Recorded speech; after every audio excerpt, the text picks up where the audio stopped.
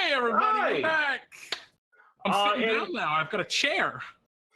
We're on to, well, I guess I was normally I'd say the main part, but I guess the other main part of our show, because Lich's Lair is also the main part of our show, because of the stuff that focuses on you guys and the community content is what we love to do. And I want to just get right into it, Jeremy. You ready? Yeah. All Let's right. jump in.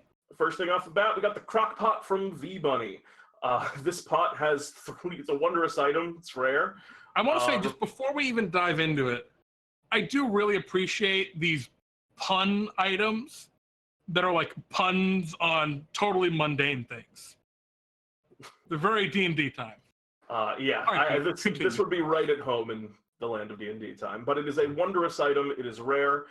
This pot has 3 charges. While attuned to and holding the pot, you can use an action to expend one of its charges and speak a command word that summons a crocodile.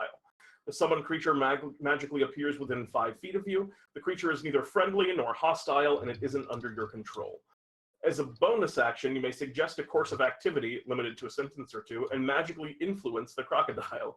The suggestion must be worded in such a manner as to make the course of action sound reasonable, asking the creature to stab itself, throw itself onto a spear, immolate itself, or do some other obviously harmful act causes the crocodile to disappear. It's funny in the context of a summoned crocodile, that suggested wording. Crocodile, stab yourself. I like the idea of someone... I guess I dislike the idea of it, but I do like the idea of someone summoning a crocodile because they wanted to, like, have it kill itself. Anyway, the crocodile pursues the course of action you described to the best of its ability. The suggested course of action can continue for up to 1 hour. If the suggested activity can be completed in a shorter time, the crocodile disappears when it finishes what it was asked to do. So it's almost a Meeseeks crocodile. You can also specify conditions that will trigger a special activity during the duration. The crocodile disappears after 1 hour when it completes the suggested activity, or when it drops to 0 hit points. The pot regains all expended charges daily at dawn. I really like this. Yeah, it's an interesting way of doing like that summoned creature kind of vibe and having more specificity for how they're controlled. I really like that. I actually think this is a really good direction to take. I think this could be an interesting direction for summoned things from items, especially. Yeah, I agree. I think there's some stuff that's maybe, like, I actually think, as much as it cracked me up, I think the creature stab itself, throw itself on a spear is probably something you don't really need to include. Like, there's some things here in wording that could be pared down a bit. Yeah, obviously that was right out of the suggestion spell, but yeah, I like this a lot. It's a very fun item. I think rare is right on point for this too. It might be even a little bit.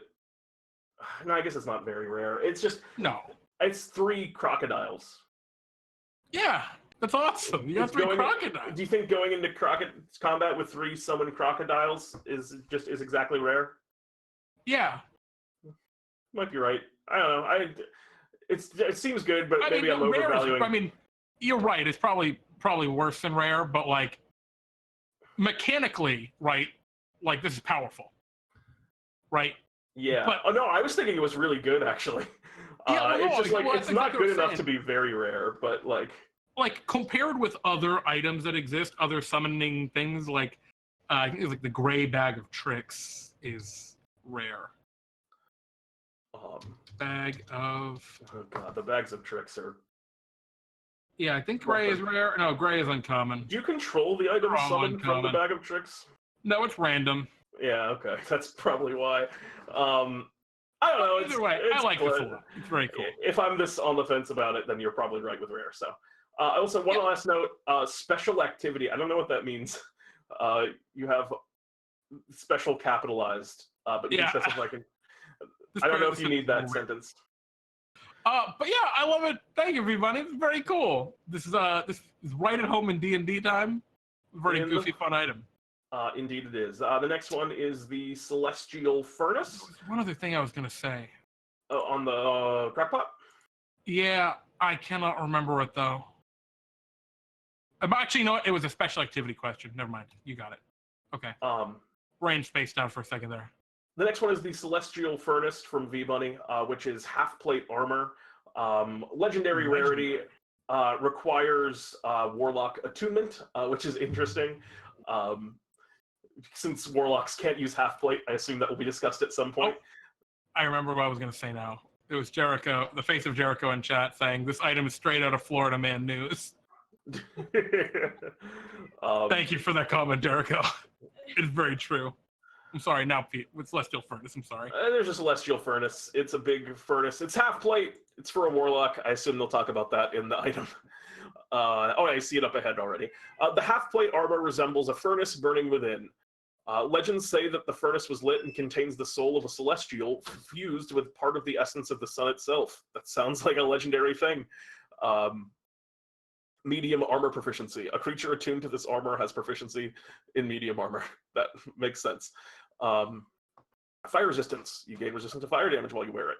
Soul Furnace.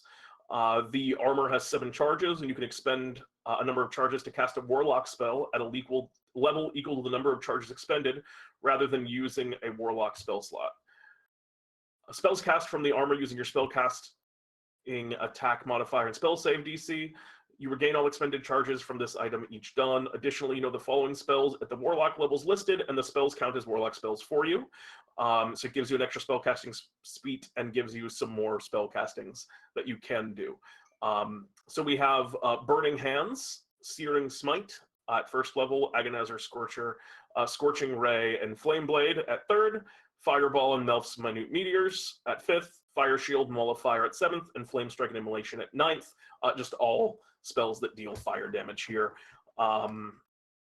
Note on it's kind of weird that the third level has 3 different options. That's kind of funky. Strange. Also, cast a Warlock spell. You can spend charges to cast a Warlock spell at a level equal to the number of charges expended, rather than using a Warlock spell slot. I guess that's clear. Just because the way Warlock spells Pact Magic works, with their spells are kind of all cast at a certain level, it was throwing me off a little bit to think about, but maybe this wording works for that. Yeah, it's just a little funky that it's tapping into your own spellcasting and its own suite of spellcasting. I'd personally think it would be cooler, or not cooler, but at least easier to understand if it was just this suite of spells. And even minorly beyond that, one thing that I would consider is, what was I going to say? I just totally lost it. Yeah, there's something funky. I remember now. Okay. So you have things that scale with your Warlock level in here. And while this is something that obviously Pete and I do in Pete and Jeremy's D&D time for our Bartholomew's Choice items, it's a little funky, I think, to have that in just a general item. I mean, it works, obviously, but I guess I don't know the context right off the bat of how this is going to be used. It almost seems like, rather than specifying that you get different spells at different levels, you should just give the list of spells. Just have a big list of spells and say you expend a number of charges equal to the spell level. Yeah, usually it will say, Burning Hands, 1 charge plus 1 charge for each level above first. That's kind of the convention in spell and things like the Staff of the Magi and things like that. Yeah, that would be the item to look at if you decide to go to that direction. Oh, and it looks like V-Bunny had made some edits to this. For example, Celestial Contact was not there in the future. So we'll skip Celestial Contact. Good to know. Spellcasting Focus. You can use this armor as a spellcasting focus for your Warlock spells. When you cast a fire... I agreed. When you cast a fire spell using this armor, you may ignore resistance to fire damage. Very strong. It's powerful, but it's a legendary item too. So Celestial Contact is not there, so we'll go to Celestial Savior. If you die while attuned to the armor, the Celestial Soul within the armor will save you, bringing you back to 1 HP instantly. If the Celestial does this, you lose the benefits of this feature for 1 month. Oh, interesting. I like long time durations like that on these kind of items. I We talked do about that too. with Swords item recently too. D&D it obviously doesn't work super well, but in like a normal game campaign, I think that works really well. I like that a lot. Half plate consists of, and that's just a description of half plate. All right. Yeah, I mean, this is definitely of a legendary tier item. I like this a lot. I like Yeah. this quite a bit, V-Bunny. This is a really neat item you've built. I like Again, the idea of the armor that's made for you that gives you the ability to wear it when you put it on. That's kind of a new one. It's kind of cool. I like that a lot. It's kind of the idea, I think the vibe, right, is like, it's the soul of the celestial spirit that is already proficient with this armor, and by wearing it, right, you're gaining like a kind of a connection, right, an affinity with that soul. Yeah, I guess the only description I would have is like, I think the soul furnace feature, I would personally rework it a little bit. I mean, it works the way it is, don't get me wrong, but I would rework it a little bit to be more similar to the spell casting features of existing magical items, like, you know, Staff of Frost, Staff of Fire, etc. Where spells just cost certain amounts of slots and you upcast them over time.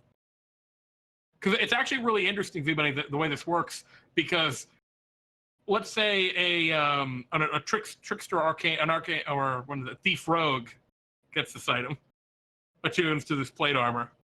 How does this feature function? Right? Because a thief rogue with that high, 14 feature can ignore these attunement requirements. Yeah. And it specifically, you know, refers to your warlock spell save DC and your warlock spells, and Yeah, it's the kind of thing that you'd worry about if you were making this with the intent of it being of course in a book. Like in your home game, of course, you'll give it to someone, and like you know that your warlock's going to use it, and that you don't have a thief, so you don't have to worry about that. But yeah, that it's is very a good cool note. though. I do very much like it. Agreed. Thank you for sharing. Yeah, thanks, V-Bunny. We're gonna look next at the Path of the Seasonal Viking by Cherry Razia. I saw you hanging out in chat earlier. We got the Barbarian Path right here. At the top, this is using D&D time template, so it says Warlock Patron still at the top, but this is a Barbarian Path. Here at the beginning, we have that little quote from the beginning of the Barbarian, from the beginning of like the Barbarian subclass section, or is that just? I believe that's taken from the Barbarian. I'm not positive, but probably. It's familiar. But let's get into the Path of the Seasonal Viking. Barbarians who walk the Path of the Seasonal Viking are jovial, jolly warriors with a big love for living, fighting, and eating. A fearsome warrior with emphasis on helping his allies, they can stand in the front line to soak massive hits and set up party-wide buffs, or their talents can be taken to the back line and used for more supportive purposes. And they have a couple features here, which we'll get into. I don't fully understand what a Seasonal Viking is. Just from that, at least. Yeah, it's just a minor note, and we don't need to dwell on this a ton. But I think what I think you're really getting at here, Pete, is like typically the intent of this opening paragraph is to give an idea of what the subclass is supposed to represent from like a flavor perspective. Whereas what you've described here is how they how they would fight in like a combat scenario, right? Like what mechanically the subclass. Yeah. What? So I reworked this a little bit to give it a little bit more emphasis on, you know, describing what a seasonal Viking is and how seasonal Viking is different from a, you know, aesthetic perspective and design level from other barbarians. Yeah, and on a slightly maybe deeper level, you have the statement here: Vikings are jovial, jolly warriors with a big love for living, fighting, and eating. I can see a character like that being a barbarian, but there's nothing about just that screams like this is something that should be a barbarian. That almost sounds like, you know, it could just as easily be any other martial class that has those attributes. So I feel like you need something to tie into like what it is about a barbarian's rage and what a barbarian does that makes them the seasonal Viking a good fit for that class. But first thoughts there. Let's get into some of the mechanics here.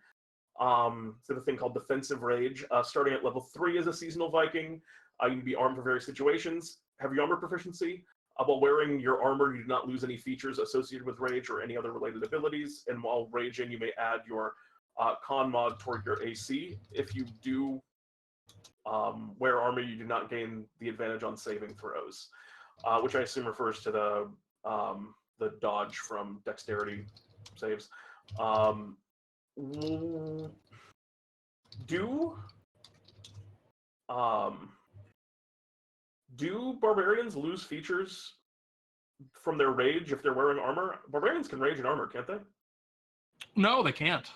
Barbarians cannot rage in heavy armor. Oh, in heavy armor. They can rage in medium armor. Okay.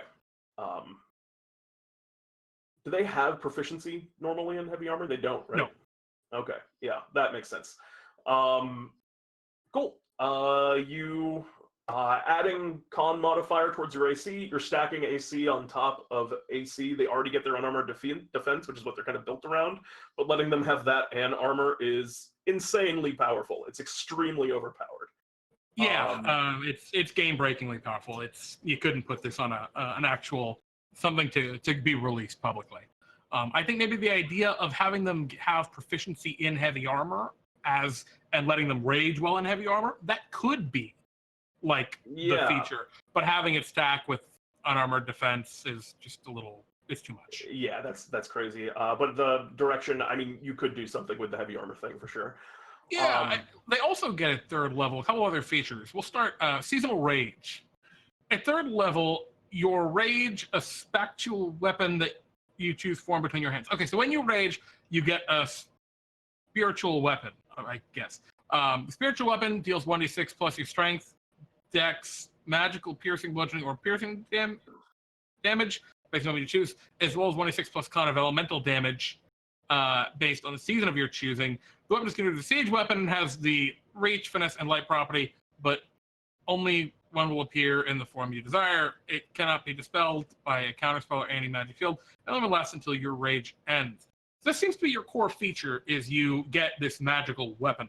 One thing that Pete and I would like, and I understand it can be a little difficult sometimes, but we're going to take the time to go through and read this stuff and try to give everyone feedback on the show. We'd really appreciate if you took the time to proofread this guy a little more. There's a lot of spelling stuff, and just it was hard for me to understand at first what you were even going for there. I think I'm getting it, but yeah. So I'm gonna guess the idea is it's a D6 and you can choose strength or dex, which you don't actually need to stipulate there, just because you specify that it has the finesse property later on. Yeah, I guess that's... Yeah, you get a weapon. It does an extra... I mean, it just becomes a great weapon that has some elemental... Mm-hmm. It essentially becomes a great sword that has some extra elemental damage on top of it. On top of the rage damage, that's too much damage, probably. Especially, I mean, you also have another feature at level 3. Yeah, compared to some other barbarians, right? Like the Zealot, right? They get one extra D6 as once per turn, right? Yep. Their shtick. And you're getting a D6 plus an extra your con, and you already have also the heavy armor stuff. A D6 plus half the barbarian level is what they get. I don't think it's necessarily too powerful here. It needs to be cleaned up a little bit. You just have a laundry list of properties at the end. It just seems like a lot going on here. Yep. That's a general piece of advice I would give you, Rousey, is try and aim for shorter. I know you tend to put a lot of extra clarification and niche cases on there. But better off, it'd be better off to let it be affected by anti-magic fields and not have the text on there would probably be better design. The next one we're looking at here is Sunder. Level 3, Path of the Seasonal Viking Barbarian. You gain the use of Sunder skills through the spending of those points. The amount of points that you get is either proficiency bonus plus your con modifier. Get them on long rest, half at the end of short rest. That's a weird caveat. Should probably just keep them uniform to one thing. Bonus action, you can sacrifice a use of rage or to get points equal to your constitution modifier. Interesting. And you get these Sunders that you can expend these points for. The Sunder Smite deals extra damage based around your stat modifiers. The dodge gives you a reaction-based roll. The word of evade is not a keyword. You have to if you're going to have something that does a dodge, I've seen this in other stuff you've made, you have to specify how that works and the exact mechanics of the dodge. You have to say you use your reaction. The attack has disadvantage, right? Or the attack misses. You have to use those specific keywords. Yeah. Evade is not a keyword in 5th edition Dungeons and Dragons. You know, the impression seems to be like you use a reaction, you make a check, and then maybe the attack misses you. So you got to say that if that's what you want it to do. Seasonal Sunder, with a reaction based on the season you chose. You gain immunity against the opposite element and resistance of your element until the end of turn. That costs 5 points. Having these two core features, like basically all of the things that you have here, defensive rage, seasonal rage, and Sunder, all of these seem like things that should be the defining thing that this class gets. They all feel like core features, and you've given them 3 here, so this is just a lot of too many things here stacked on top of each other. Well, and even beyond that, I understand with Seasonal Sunder, you're trying to tie in these elemental aspects as a way, you know, heat, cold, radiant, necrotic, fire, it looks like, or the ones you're going for, as the 4 kind of elements representing summer, autumn, winter, and spring. But I don't know, using necrotic for autumn is really, like, it's a loaded gun, the term necrotic, because it's got a very negative connotation. I'm not sure. The bigger problem I'm having at this point, now that we've gotten through all the level 3 features, is I don't really understand yet what makes a seasonal Viking a seasonal Viking. You know, I'm missing where the mechanics reflect the flavor, and I don't understand what the flavor is supposed to be in the first place. What makes a seasonal Viking a seasonal Viking? You know, what is the specific archetype that this is supposed to represent in the game? It seems here that like you have we'll look at Improved Sunder here, but I think this is probably where we'll stop on this one, because I think it kind of follows and has similar issues throughout. But let's look at Winter here on Improved Sunder. These are more abilities that you can expend those points to use. All creatures within the area of effect gain temporary armor class based on your con mod. If a creature failed to meet the AC on their attack, they only take half damage equal to the damage they would have done. The frost effect lasts for 1d4 plus con minutes and does not stack. Regardless of the issues with balance with that, there's nothing about those mechanics that speak to me about Winter other than that you mentioned cold damage. Like, I don't understand what's happening here. This feels more like a video game ability that like a creature like this might have than something that makes sense in the world. It's not like, you know, you draw the spirits of nature of winter in towards you and create this effect around you. It's just sort of like this effect happens around you and that's what the winter effect is. Or even like, you know, you give you breathe out heavy and the frost from your breath bestows upon your allies an armor of cold, right? An armor of ice. It's got to have something like that. Yeah, I need something that lets me understand what it's supposed to represent. And it's just, you know, I feel like we're just going to keep running into that issue as we go through here. I was kind of reading ahead a little bit, and a lot of them, basically all of these suffer from that particular issue. And I see, it looks like you've made, I'm very confused about what Seasonal Snap and Seasons Might, and these are all level 6 features you get. I mean, that's just not how it works. I mean, you just need to, when you're designing one of these, if you're making it for a broader audience than just your home game, which if you're not, that's fine. Please do let us know if it's really just for your home game. That way we can put our criticism in that kind of direction. But if you were trying to make this for a broader audience, I would highly recommend looking at an existing barbarian and trying your hardest to stick to that design. Because, I mean, almost all the barbarians, there's one paragraph, it's 2, maybe 3 sentences. That's the 6th level feature. You have a page and a half. Oh, I'm sorry, it's a page. It's a full page, though. You know, basically all the barbarians have one feature each time they get a feature, and this has like 3 each time you get a feature. So And the power level's just way off. But yeah, the power level is massive. That's like, I don't think you're at a point where you can start thinking about power level that much. I mean, just know that you always need to come down on your designs. But I think some of those core, just understanding what's going on with this would be. Definitely would be beneficial. And, you know, it's hard for us to, you know, look at any of the other categories where balance in our rubric, and we're not doing the rubric super much on this, but balance in our rubric is like the difference between 4d6 for spells damage and 5d6 for spells damage, or 6d6 for spells damage. This has balance issues to the point where it doesn't matter how redeeming all the rest of the qualities are. It's just not really playable. Yeah. So you really need to take a much harder look at that, and I would really, really appreciate, you know, a good proofread for just the phrasing, just so I understand what you're going for in the future for some of these things.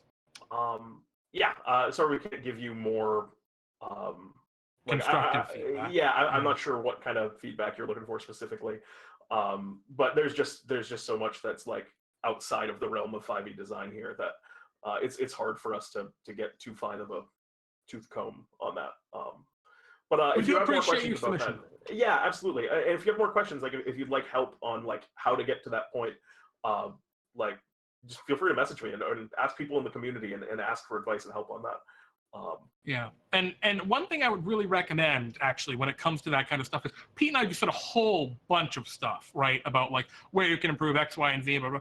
What I would recommend if you wanted to create something, next time you're going to create something that you wanted us to like look at for this kind of context, right, for a more general use case, I would recommend taking one of the things that we said and really focus your efforts on getting that right. So like the biggest thing that, you know, we mentioned is the balance is so far off because there are so many different, very powerful features that this subclass gets at every level. There just isn't any balance to even begin to talk about the other context. I would recommend, you know, try and do a subclass where it's just each time it's one feature.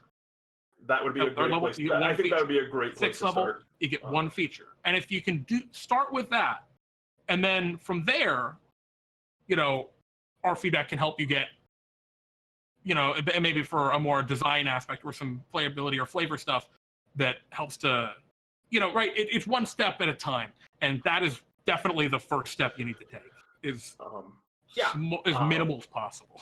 But I think that's all we can say on the Path of the Seasonal Viking. And again, thank you for the submission. And let me know if you do have questions and you want to really try and start moving this in a positive direction. Let's talk about this next guy, the Match Staff Revised. So this is the Match Staff V2 or 3. Oh, I did not see the original.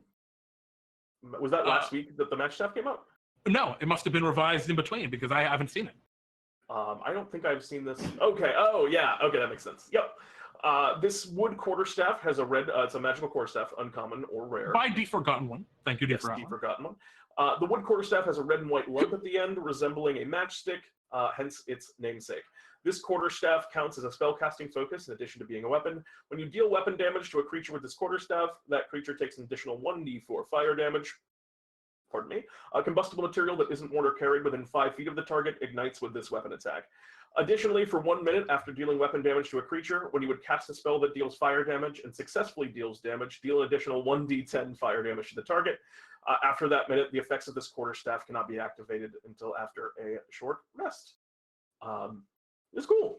It's a cool little item. I like the kind of ignite vibe that you have. Like when you hit with fire, it makes it more, you know, it's cool. Wait a minute. I'm kind of confused now. Wait. Additionally, for 1 minute after dealing damage to a creature, cast a spell that deals fire damage. Okay, so this increases the damage of your fire spells to the target. But you have to. After you hit it with you gotta smack them with the. You got to smack them with the matchstick, gotcha. And then they take more damage. Very neat. I also like that there's more than one person in the party that would enjoy having this item. Yeah, I think from a balance perspective, this is probably a very rare item. Not actually an uncommon or rare. It would be my ballpark. Just because there are certain things in 5e, like, for example, We're about This Scorching is- Ray. I'm not even scorching. I'm talking about Green Flame Blade, the cantrip. Congrats, your Green Flame Blade does an extra D10 damage now, in addition to the D4 fire damage it already does. Yeah, I don't know. I don't know if I'd put that into very rare. It's close though. I can see what you're saying. It's definitely rare. At least I would maybe recommend put like a once per round, right? Or Yeah, once per that's a great turn idea. When it would suffer from fire damage, it takes extra damage. There Might be a are different direction. there are like Unearthed Arcana wizard subclasses that let you change the damage of your spells. I could see a player like coming one of those harmlessly, which I know you don't balance around Unearthed Arcana, but it seems like the kind of thing that's probably going to be true soon, where they're like, take their magic missile and I cast a level 9th magic missile and do 13 missiles and they're all fire damage and you take 13 d10 fire damage or whatever.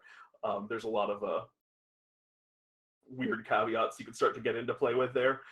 But on the whole, it's cool. And I think very putting cool. putting that one little tidbit on there would pare it down a bit and make it more reasonable. One of the things I really like about this item in particular is this is obviously a goofy concept. It is a staff that looks like a giant match, and when you hit people, they burn easier. You know, it is goofy. But you took a really serious approach to the design of it and came up with a really genuinely cool item. And I really appreciate that. I really like that, you know, we can take a goofy design or a goofy concept, but really take it seriously. Make a good design. Yeah, make a great design. This is a this is a joke item that is kind of a serious item. That's exactly what I'm getting at, right? This could exist in a real adventure, right? In a real, I say real, right? In a classic Forgotten Realms Dungeons and Dragons adventure. This could be an item in it, a goof item, because there are always goof items in the official D&D adventures, and this kind of feels like that quality. And I like the wood quarterstaff has a red and white lump at the end, resembling a matchstick, hence its namesake.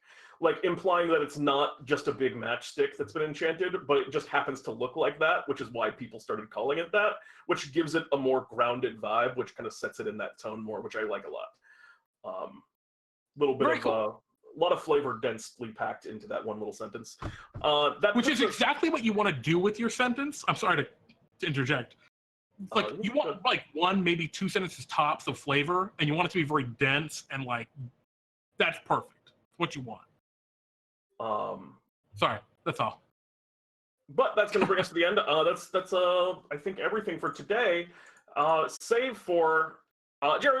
Do you mind wailing through? I've been wanting to do a Reddit thing for so long that let's just do this first one. We don't have to do both.